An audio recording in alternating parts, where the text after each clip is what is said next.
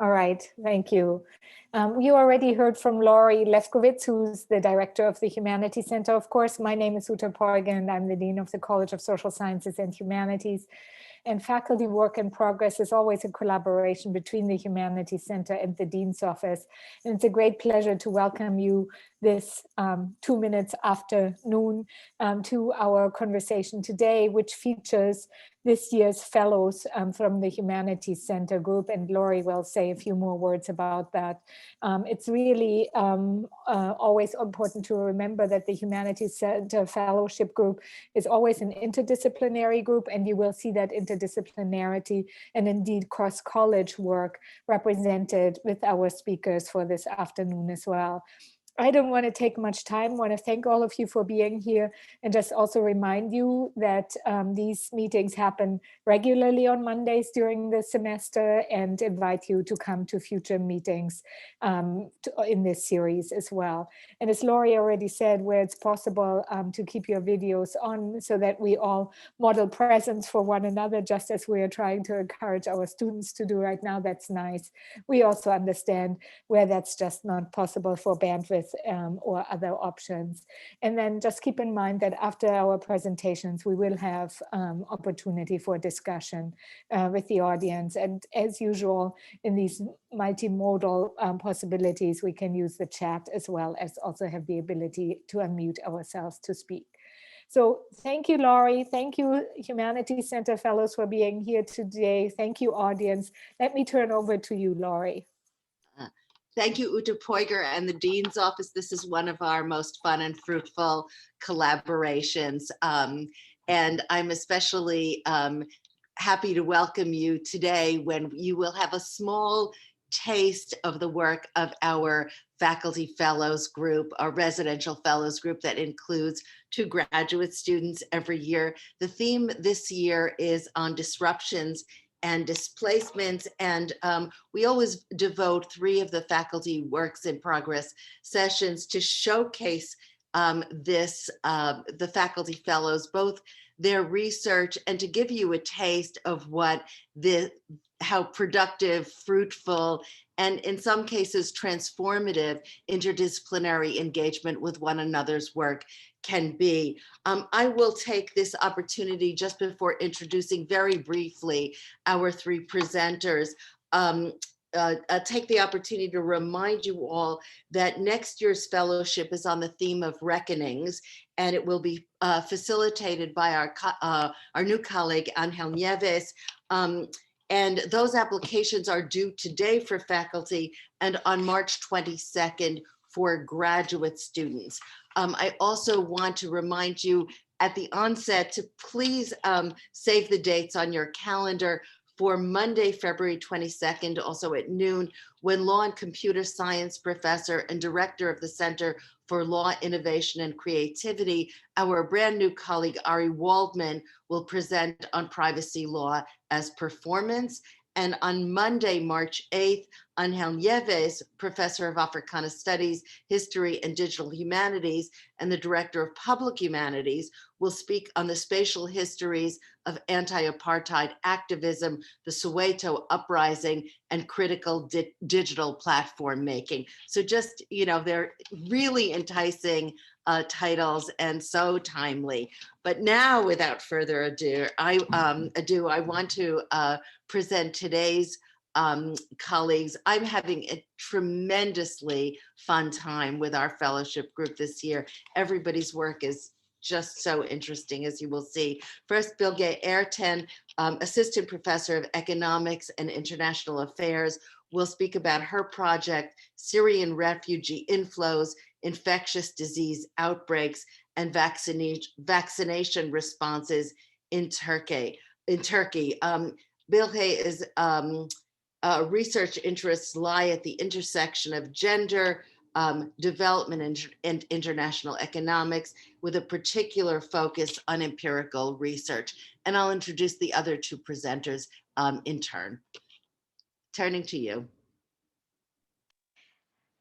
Thank you so much, Laurie, for the wonderful introduction. And let me share my screen with you.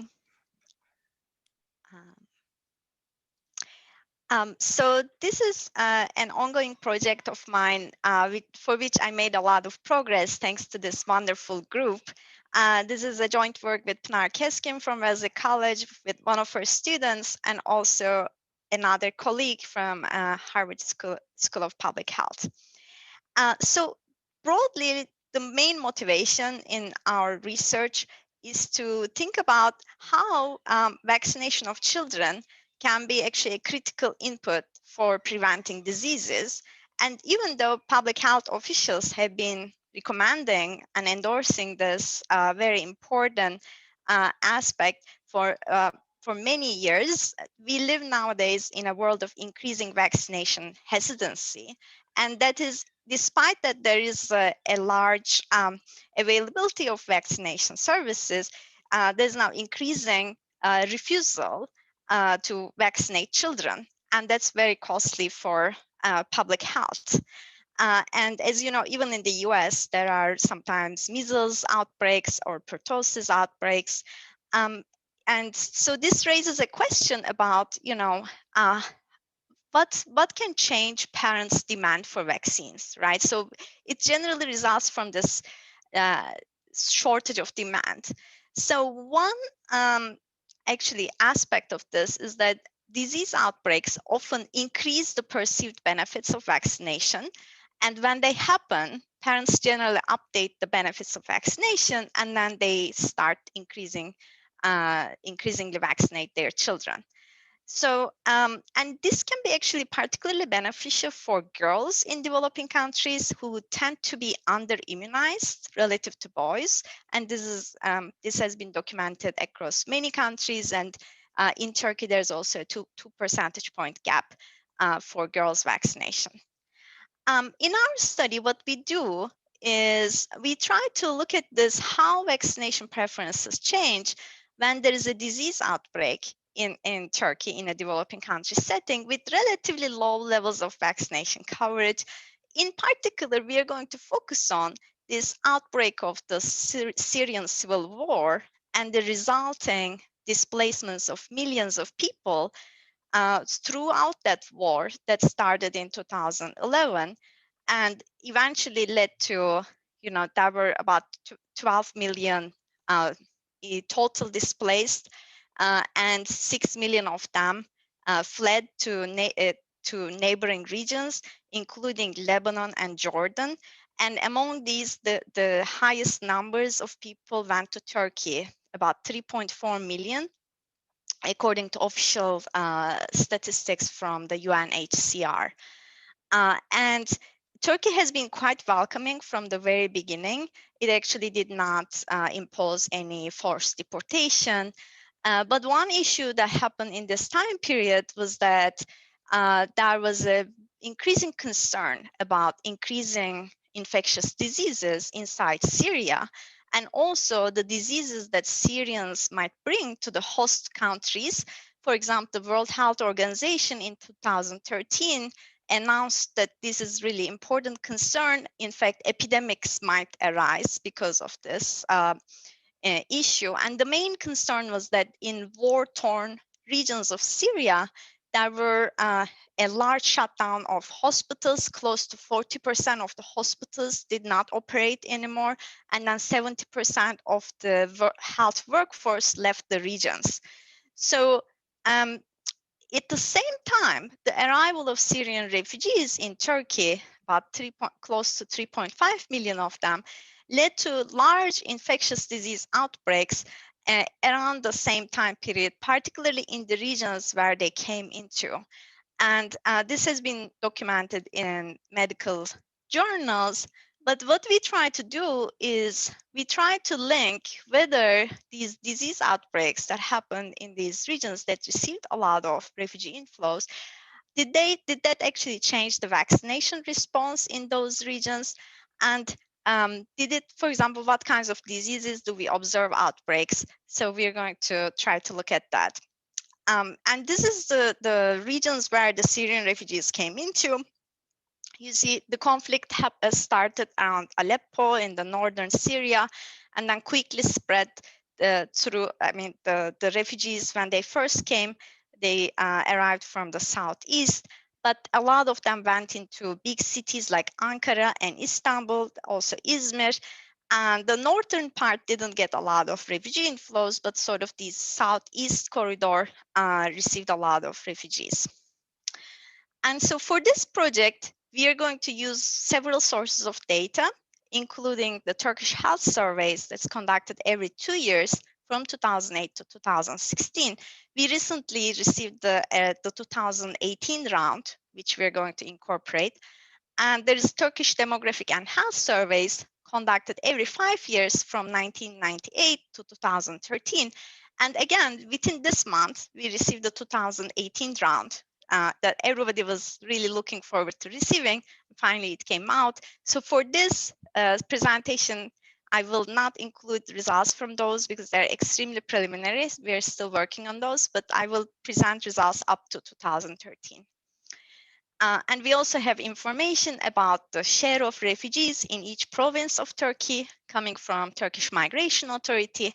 And we also have the universe of all hospital records of Syrian refugees in Turkey from 2012 to 2014. And just the preliminary findings. So our results show that children that were living in regions with a very high concentration of Syrian refugees experienced an increase in their risk of catching an infectious disease, including upper respiratory and lower respiratory diseases, compared to children in less affected regions. So all of these results are essentially for Turkish children. In contrast, we find no significant changes in non-communicable diseases such as heart disease or cancer, as we would expect. So this is sort of a placebo check. And I can sort of show you very quickly. So this is, as you see, before the Syrian refugees arrive, there is no significant impact. And then following the arrival of Syrian refugees around 2011, 2012, there's a significant disease increase. This is about 33% increase in the risk of catching an infectious disease. And we also find a substantial increase in vaccination in response to these disease outbreaks, particularly in provinces that received a high share of Syrian refugees. In particular, we actually observe a significant vaccination of girls that were previously under-vaccinated. And it's interesting because it ends up actually closing the gender vaccination gap. There's a 2 percentage point gap that girls lag behind. And in those regions where Syrians are disproportionately migrating into, the parents of Turkish parents essentially then decide to vaccinate the girls that they didn't previously vaccinate. So we see that gap closing through this, and particularly in diseases like hepatitis B, diphtheria, pertussis, and tetanus. We also look at alternative channels, and we don't find any evidence of Syrian refugee inflows affecting the supply of health professionals. If anything, actually, the doctor-to-patient ratio falls in regions that receive refugees because of increasing population and not enough doctors flowing into those regions. And we don't find any significant effects on mothers' time spent with children or households' wealth. So as policy implications and conclusions, our results essentially highlight the need for vaccination campaigns at the onset of the conflict. So although there were some vaccination campaigns focusing on polio in 2013 and 2015 in that time period, there was actually no general vaccination campaign until much later. There was a one in 2017, but Syrian refugees start to come in 2011. So in that 6-year time period, there was actually no general vaccination campaign. So we believe actually starting much earlier could have prevented these disease outbreaks that happen in Turkey, particularly for measles. There were some pretty bad outbreaks. In addition, maintaining a better functioning health system generally requires greater investments in health infrastructure. And in particular, so there was some increase in doctors in the southeast regions of Turkey in this time period, but this was much less. These increases in health professional supply was much less than the increase in population. So in fact, the affected regions ended up with a lower doctor to patient ratio, as I said. So and this can have actually implications for not only vaccination, but for also adult health. And this is an important concern going forward that needs to be addressed, because we know that the conditions in Syria are not going back to normal anytime soon. And we need to essentially find policies to improve the welfare of both the Turkish population and also the Syrian population living in the close to the border regions of Turkey. There was also some increases in refugee health centers, particularly in 2017. But again, these were sort of in very targeted regions, limited supply. So one issue that Syrian refugees have, for example, is the language barrier. And I think that more policies to try to overcome those language barriers will be increasingly important. And I think I'm out of time. Thank you very much. Thank you so much. This is such fascinating research. I am now turning over to my colleague in the English department, William Bond, PhD candidate, whose topic is demonic allure, material experiences in 19th century American poetry. And I also want to take a minute just to thank Gabrielle Fiorenza, the administrator at the Humanities Center, who does everything for us, including dropping relevant information and links into the chat for this occasion. And now, Will, please take it over. Thank you, Laurie. I'll just share my screen.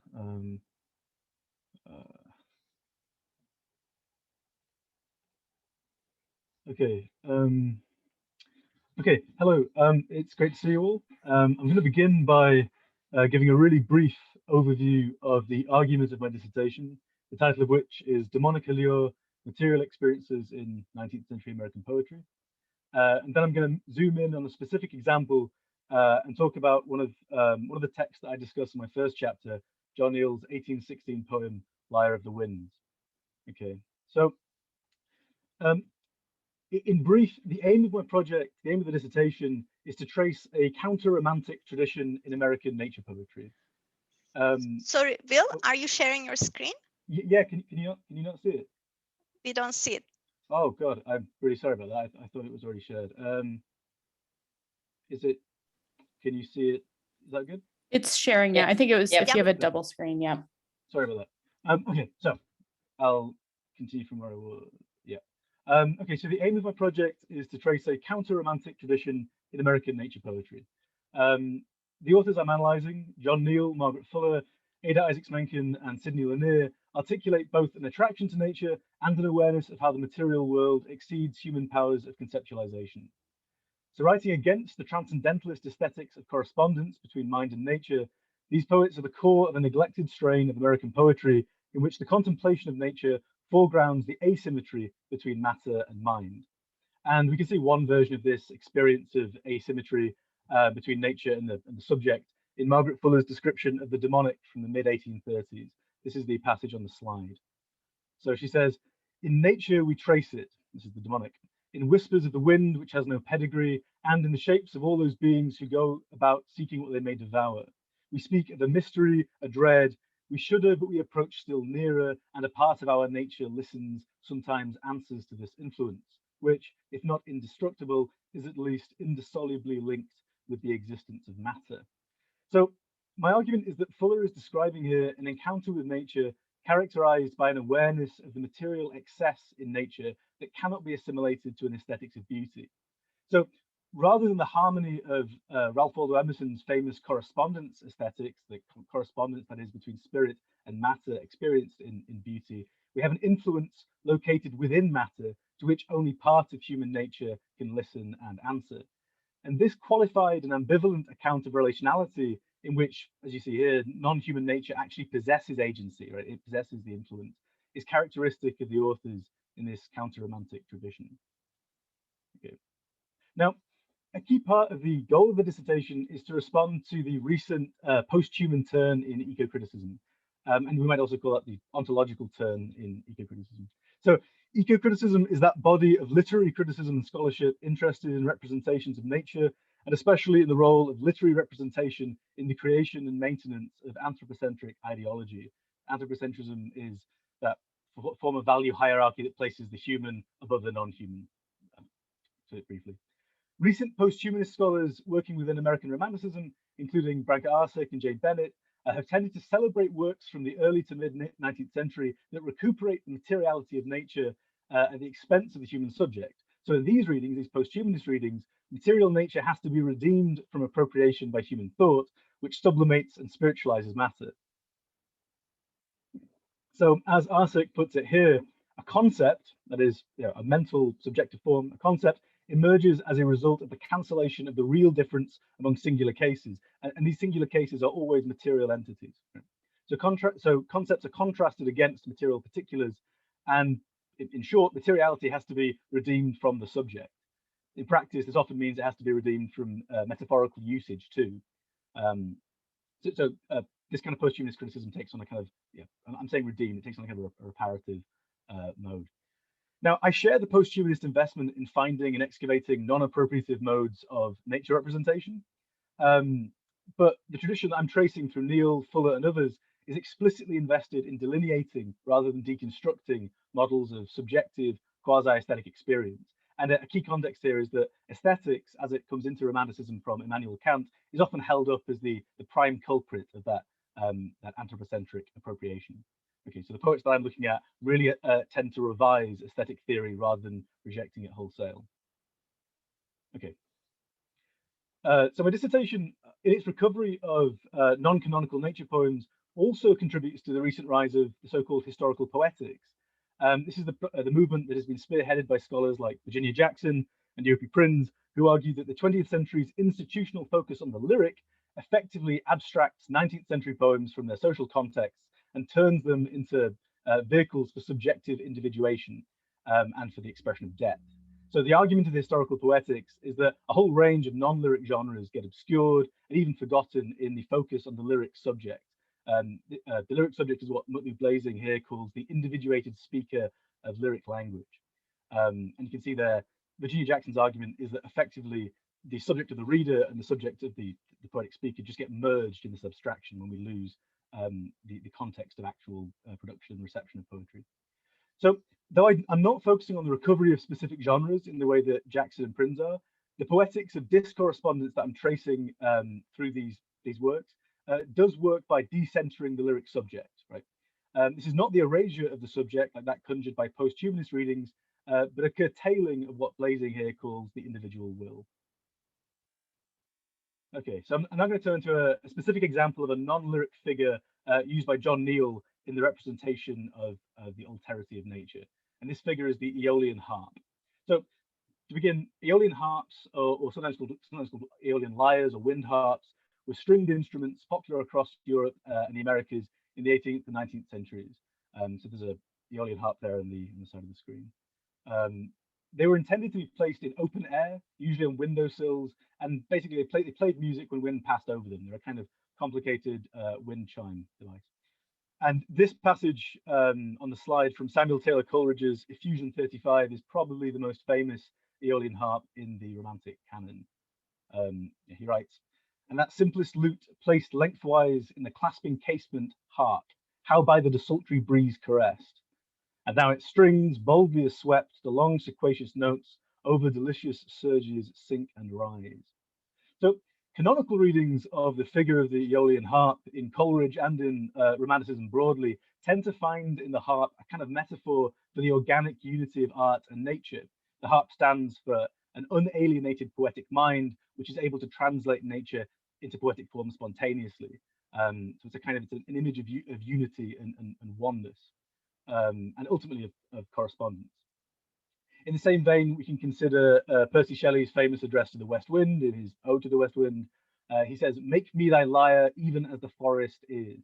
So to receive the wind, to become a receptacle for the wind, in the same way that the manna is, in the same way that the Aeolian harp is a receptacle for the wind, is actually to become one with the wind. As he says there in the final line on the slide, "Be thou me, impetuous one." Right. So to be like the harp is actually to be like nature. This is the kind of the canonical reading. Okay, so in contrast to those uses of the Aeolian harp, I should say that my view is that those kind of traditional readings of Romanticism are fairly accurate when they look at canonical romantics like Coleridge and Shelley. But in contrast to those uses of the harp as a figure for oneness or unity between the subject and nature, American poet John Neal, who's known primarily in his own day and now as a cultural or literary nationalist, invokes the wind harp as a figure for the contingency of both aesthetic and rhetorical claims made on nature.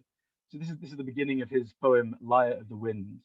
I'll just read the very beginning. It says, "Hark, 'tis the harp's wild minstrel tone, convulsive, quivering, strange and lone, now bursting on the ear, now gone, now piping mid the breeze, as though it told that some bright spirit had to heaven flown." So far from attempting a kind of unity between the poetic subject and nature, Neal's poem effectively removes almost all traces of the lyric subject. We have no first person speaker and we have no second person address. We're left with just that weirdly dislocated ear on the third line, which functions actually as a medium for the wind's music, not as a privileged recipient or listener. Now, although we lack a lyric subject, I want to clarify that the poem doesn't attempt anything like the literalism that Arctic's post-humanist reading celebrates. Instead, we have layers of, as it were, potential interpretation, kind of potential metaphors. It is as though the Aeolian music signifies, as though the harp speaks of a spirit's flight, or as if it makes a prophetic prediction. And what interests me here is the way that the poem raises these options and holds them in suspension without dismissing them. So the idea that the harp's translation of nature is prophetic, for example, this is on the final line, as if prediction smote its trembling chords. This is premised on the experience of the harp music's steady measure, and a claim that's immediately undercut by the poem's own meter, which is anything but steady. Yet the claim that the music is prophetic is never actually dismissed in the poem, and effectively what we see here, this is sort of my reading, is an alternative poetics of nature which foregrounds a disjunction between the materiality of the natural world and our ideas about nature, a disjunction that doesn't involve dismissing that ideation out of hand. I think I'm coming close to the end of my time, but I'll say briefly, what I'm looking at here then is a decentering of the lyric subject and a kind of a displacing of it. In that sense, it's a reading of these poems which participates in that kind of post-humanist kind of critique of the subject, but it's a displacement without erasure. And this is why I couch the argument in terms of a quasi-aesthetic, because ultimately it's a study of these representations of subjective experience, not an attempt to pass through those representations to get to the materiality itself. And okay, I will end there. Thank you. Thank you, Will. So we've now seen two very different examples of disruption and displacement. One, the disruptions caused by refugees across border, and another, disruptions to the canon, aesthetic relationships between environment, nation, and aesthetics. And now we will turn to Rachel Rosenbloom, who's professor of law, affiliated faculty in women's gender and sexuality studies, and associate dean for experiential education in the law school. Professor Rosenbloom teaches and writes in the area of immigration law and policy, with recent scholarship that has focused on the intersection of criminal law and immigration law, the possibilities and limits of transnational legal advocacy in advancing the rights of deportees, and the role of race in immigration in the historical development of US citizenship and law. Her topic with the fellowship group is called Native Born: Race and American Birthright Citizenship since 1868. Rachel. Let me unmute here. Thank you very much. As you can really see, there's a really broad range of the work that we're all doing here. So let me share my screen here with you. And okay, so this is a book project. It is a history of race and birthright citizenship in the United States since 1868. I'm just going to start with some basics here. So this is the first sentence of the 14th Amendment. It guarantees citizenship to all those born or naturalized in the United States and subject to the jurisdiction thereof. This was ratified in 1868, right after the Civil War, and the intent was to overturn the Supreme Court's notorious decision in the Dred Scott case. Dred Scott was a case about slavery. The Supreme Court said that African Americans were not citizens of the United States. And you get the Civil War, and then you get the 14th Amendment. And so this is how this country comes to have birthright citizenship in the Constitution. You may have noticed that birthright citizenship comes up from time to time in political discourse. Here's a tweet from Trump. Good thing I got this screenshot when I did, because that it's not there anymore. That Twitter account is gone. So here's a tweet from 2018 about ending birthright citizenship. And I just want a quick note here. People who talk about ending birthright citizenship never really mean ending birthright citizenship. What they mean is restricting access to it, right? Excluding people from it. And so in most of the time these days, what that means is excluding the children of undocumented immigrants. That idea has been kicking around since the mid-1980s. But it also, some people actually go much further, including Trump, to say that anyone who doesn't have a parent who is a citizen or a permanent resident should not be a citizen. So you might have seen there was some discussion about Kamala Harris because her parents were here on student visas when she was born. And there was, so people were trying to make an argument that she was not a citizen, which was absurd. But, and I've also put up here, so this is a column from the New Yorker about it. And I just put it up there because I think it kind of typifies the progressive response to these calls to end birthright citizenship, which is a kind of a response that basically says this is unthinkable, right? And that that birthright citizenship has sort of been this unquestioned part of our political and legal system since 1868. And I absolutely sympathize with the impulse, but I have to say that on the history, it's not quite accurate. And sort of this book is really about how Americans have been arguing about birthright citizenship, have been arguing about the citizenship clause since the ratification of the 14th Amendment. So basically, let me give you a little sort of a quick chronology here of what I'm talking about.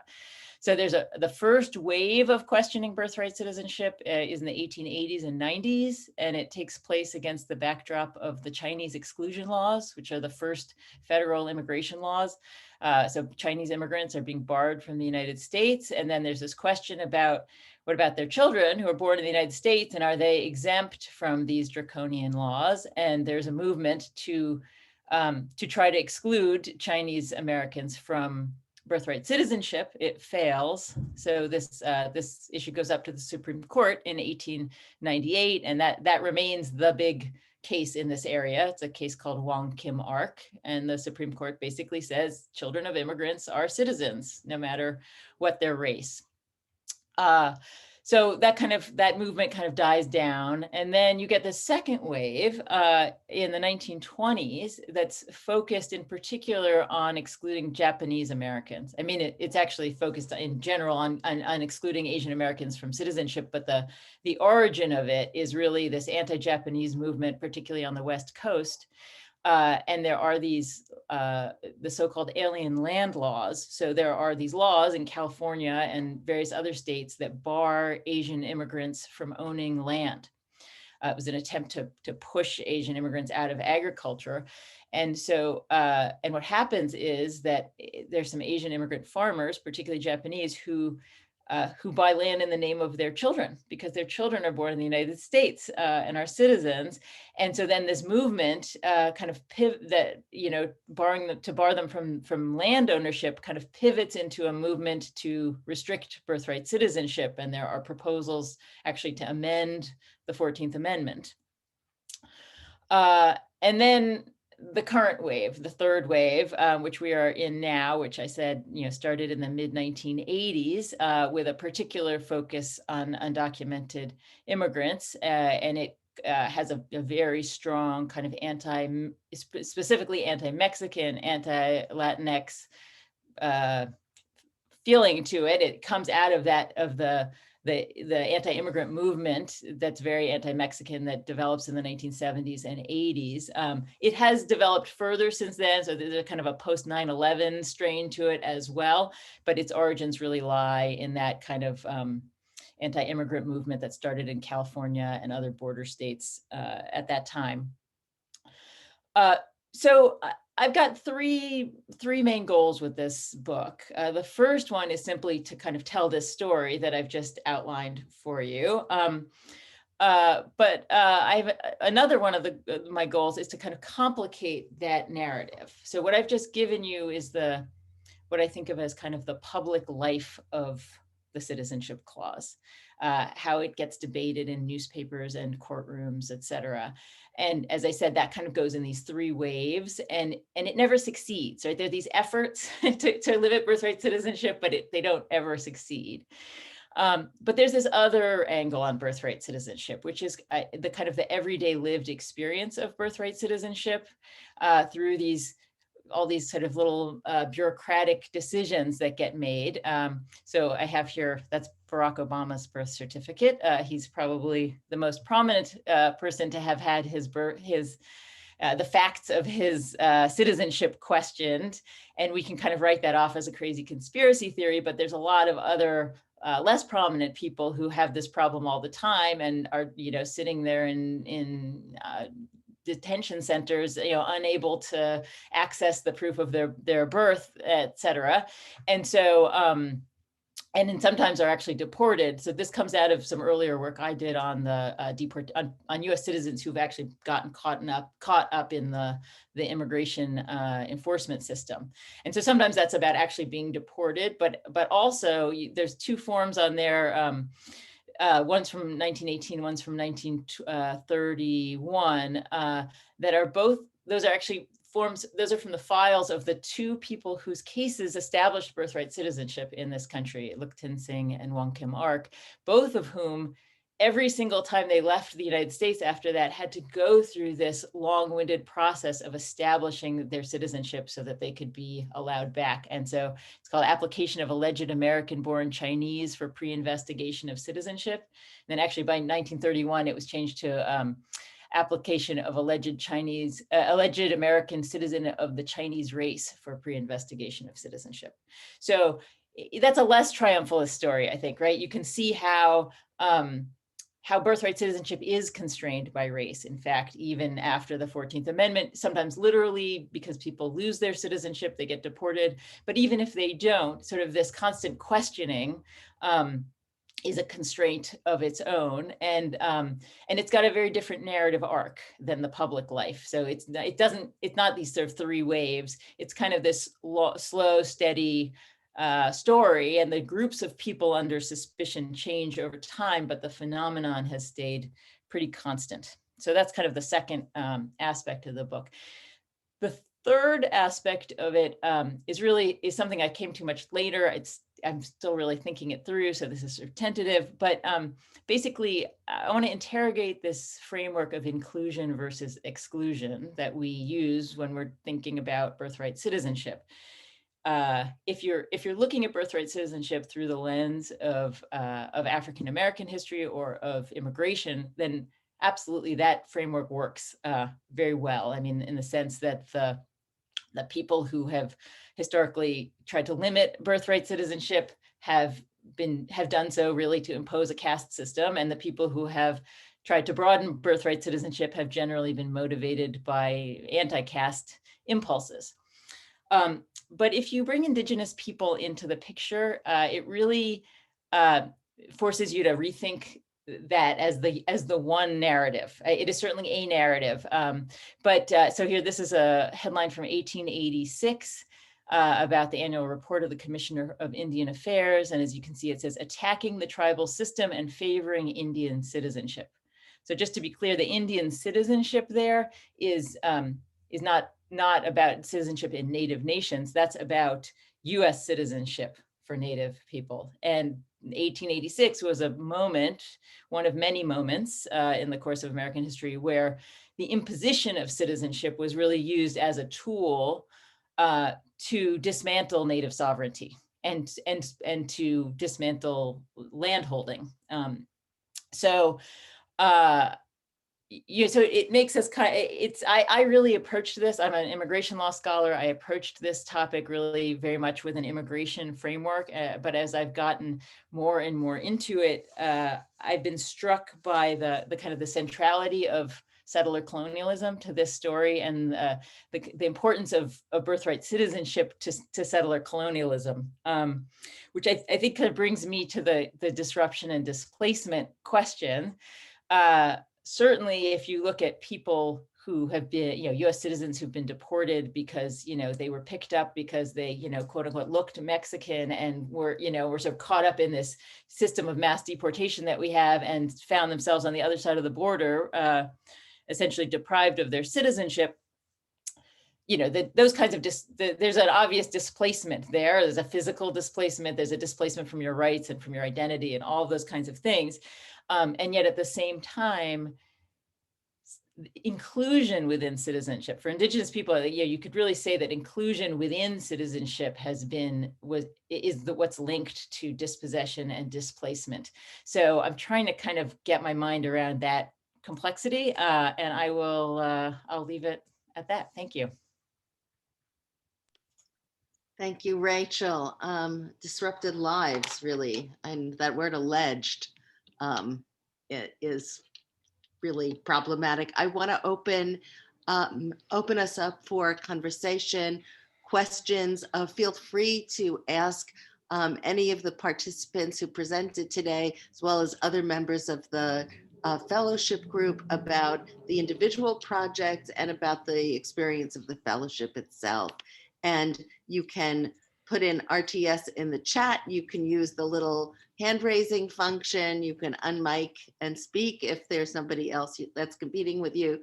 And Carl Clare, you're up first.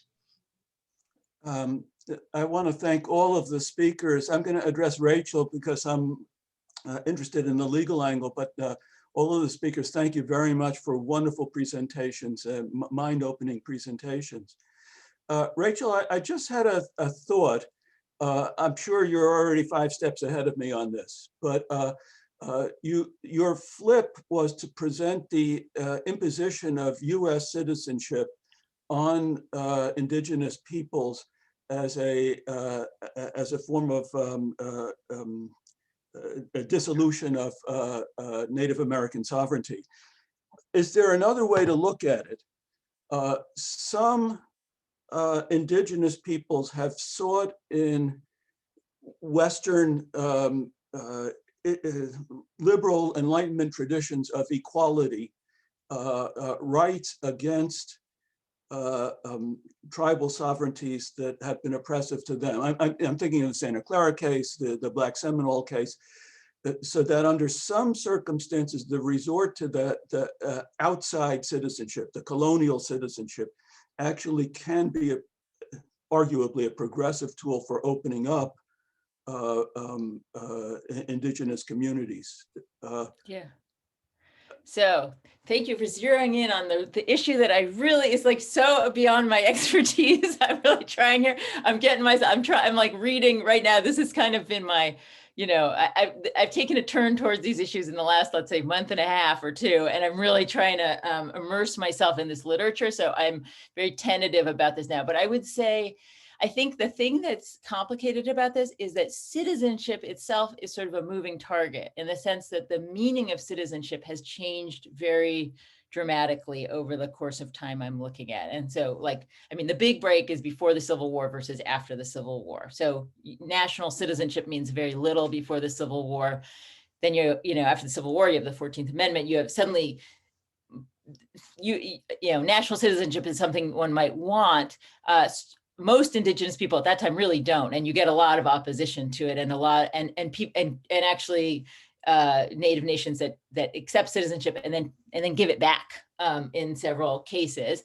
But I haven't in the book gotten at all to kind of the contemporary part of this story, but one thing that has struck me in thinking about this is how different that conversation is now. I mean, given how all important, citizenship sort of in the 20th century becomes, right, it's the right to have rights. It becomes everything, and it opens up these equality arguments, and and so sort of it would be hard to, that conversation is just a totally different conversation now than it was in the 1880s or the 1860s or the 1920s.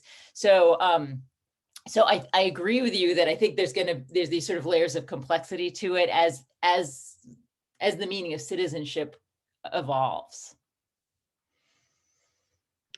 Thanks, Rachel. I'm reminded of some of the similar shifts in the acceptance, rejection, embrace of citizenship among Palestinians in Israel, and it's very there are analogies there you might want to look at.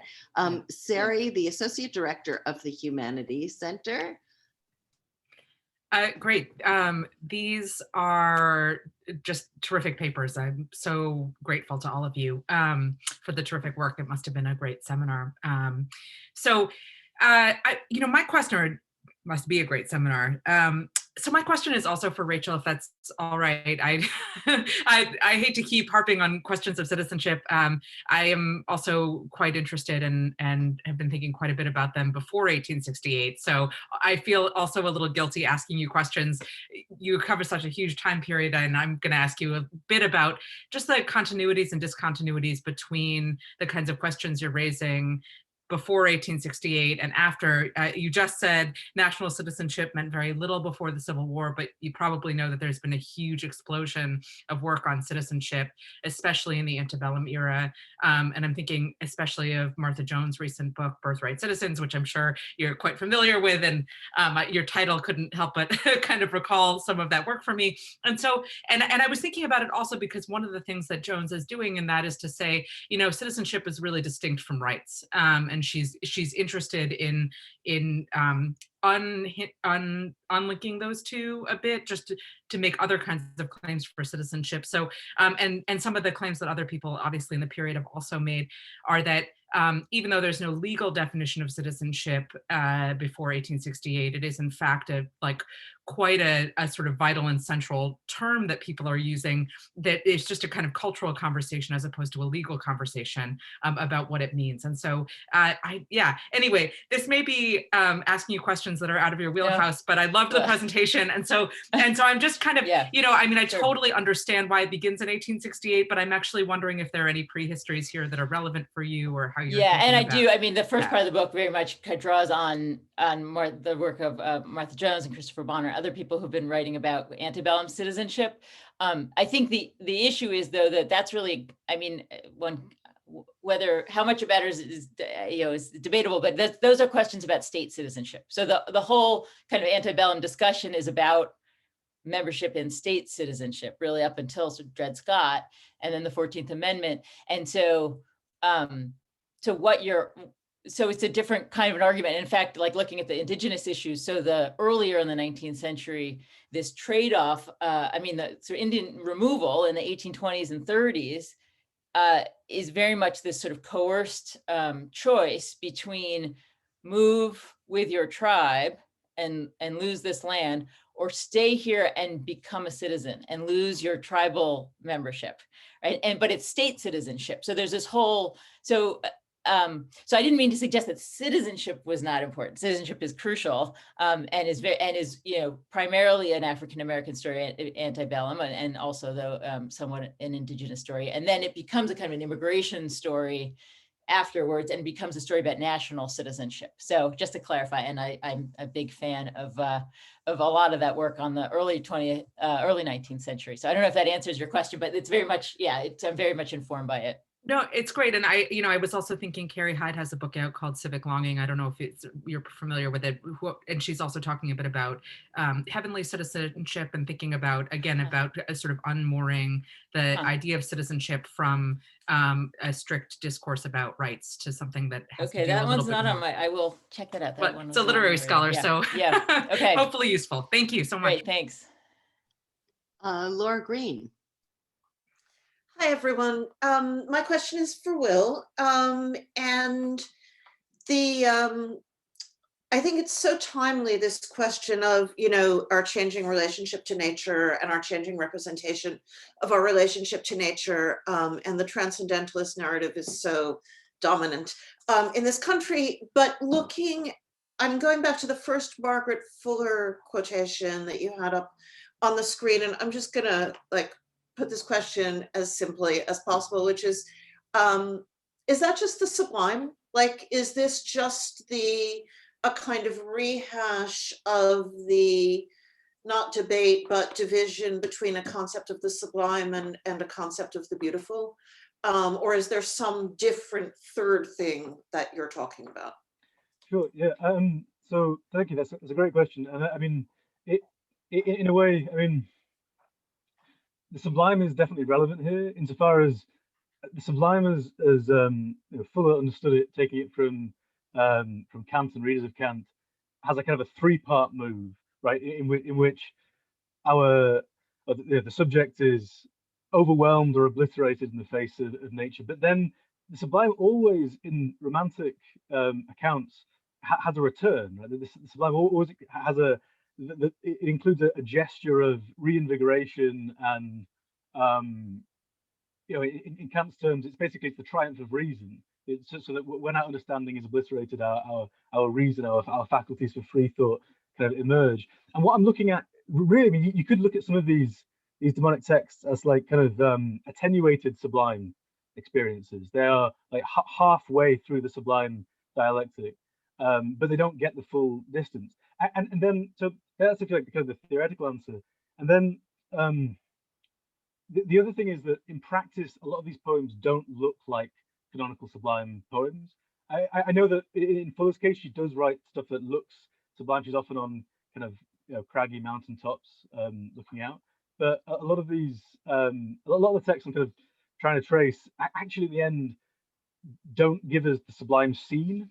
So something like Neil, for example, there's very rarely that moment of encounter with the roiling ocean or storm or something like that. So on the level of just kind of image, we don't get those sublime tropes. And like I said, on the level of aesthetic theory, it's kind of half sublime, if that makes sense. Thank you. I'm going to give the last question to Laura Kuhl, who is a member of this year's Fellows group, and I'm hoping, Laura, that that you can help give a sense of the way these integrative conversations happen, and even as we saw today, how diverse the topics and fields are, but all are about identity, belonging, nationality, shifts in time, and what that means for changing ideologies. So Laura, to you. Well, Lori, that's exactly where I was headed. So I'm happy to fulfill your request.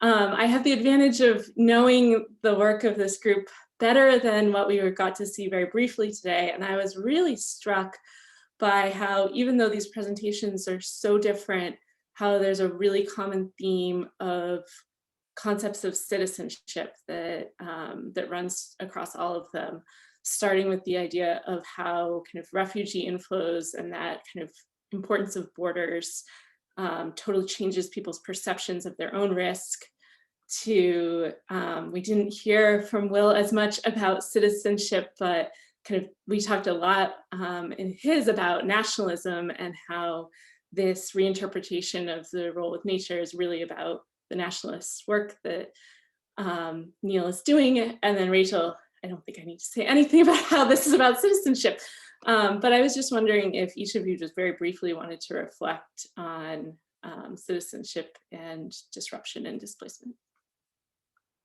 I would say maybe citizenship or nationalism, which is a kind of variant here. Why don't you each take 35 seconds in order of your presentations? Sure, maybe I start. So, I mean, in Turkey right now, of course, there is quite a bit of pushback against the Syrians' rights, right, in general, even though they have, for example, free right for education and health and a lot of social services, they still don't have, I mean, many of them don't have citizenship rights. And so it is a big political debate about what will happen. They had the status of temporary protection status, which gave these rights, but again, it's not a full incorporation of all of the citizenship rights, and it remains to be seen what will happen. But it's a political debate.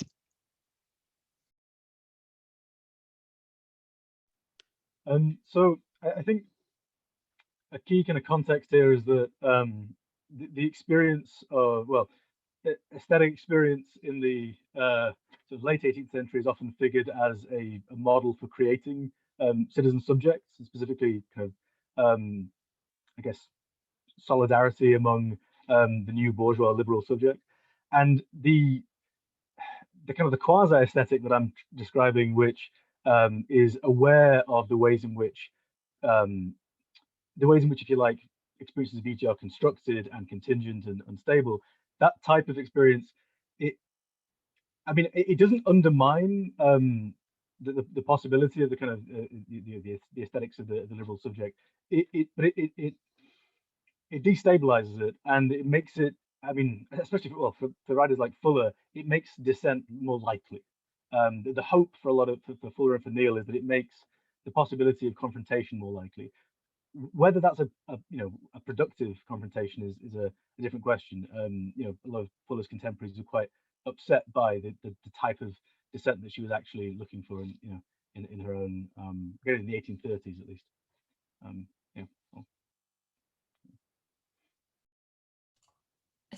So I don't know that I need to say anything after all that citizenship. I guess I'll just say, something I was really struck by. So I feel like the middle part of this book is the part that's like sort of the least, is the newest. It's the part that's been least explored by other people. And it's this about sort of land holding and, and this anti-Japanese movement. And I've been poring over all these, newspaper articles, these very sort of nativist kind of newspaper articles. And what I just was so struck by was how much it is these people who are sort of trying to exclude Asian Americans how much they are voicing this in a kind of an anti-colonial framework of sort of like, Japanese women are coming to the United States, they're getting pregnant, they're having children so that they can buy land, and they're like, this is all sort of part of this huge scheme to take over the United States. And how much I was just struck by, I think we tend to think of these conversations about membership, sort of who belongs and who doesn't. But what struck me in reading that was how much it's really not just about who's a member, but who gets, in this country at least, who gets to be a settler, and sort of, I hadn't really thought of the birthright citizenship question that way. But I guess I've just been sort of thinking a lot about that, and it's sort of, I don't know, that's what's on my mind. But of course, obviously, this connects to citizenship in a million different ways. So when we get together as a group, we all have read about 50 pages of the presenter's pre-circulated material, and we engage in conversation about ideas, we challenge each other, we make suggestions about everything from how to reorganize the material and giving data and information and bibliography as Sari just did, from our own very separate disciplines. Sometimes it is really fun. This is by way of encouragement to apply for the fellowship. If not this year, faculty applications are due today, but graduate students still have until March 22nd. Some other year, it is really an enlivening and engaging opportunity, and my thanks to the Dean's Office, both for the co-sponsorship of the Faculty Works in Progress series, but also for this fellowship opportunity. It's really great fun. I also want to remind you that our next meeting of the Faculty Works in Progress is February 22nd, when we will hear from Ari Waldman, and please encourage your colleagues to come as well. It's a fascinating topic, and on March 8th, Angel Nieves will present. So just mark your calendars, notice when this comes up in your emails, and encourage everybody to come. This is really such a nice way to learn what our colleagues are doing. Uta, do you have a last word for us? And one more thank you again to Gabby Fiorenza.